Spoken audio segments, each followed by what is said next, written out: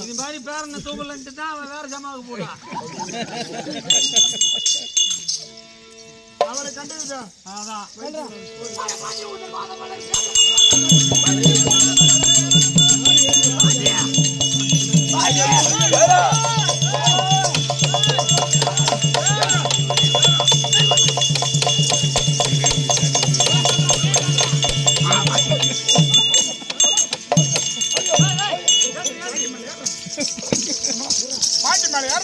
குடிச்ச பால்